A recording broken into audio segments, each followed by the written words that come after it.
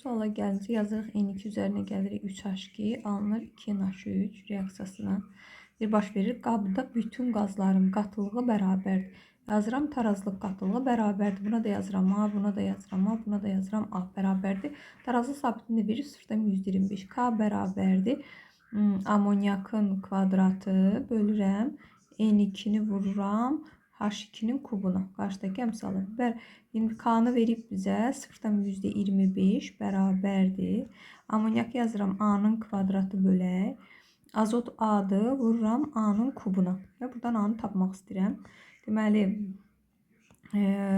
A-nın kvadratına burada getdi. Qalır 0,25 A-nın kvadratı bərabərdir 1-ə. Deməli buradan da A bərabər olur 2-yə. A-nı tapdıq. Deməli A-nı tapandan sonra deməli N2 və H2-nin başlanğıc qatılığını hesablayın. Bura qədər aydındır. Yəni buranı pozuruq artıq, yazırıq artıq. A-nın yerinə, A-ların yerinə tarazlıq qatılıqları 2, 2, 2. Hər bir tərəfə yazırıq 2.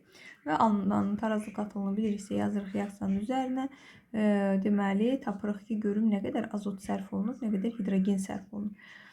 Amonyakın molu azotun molundan 2 dəfə çox olduğuna görə onda azot 1 mol sərf olunur. Burada da hidrogen 3 mol sərf olunur.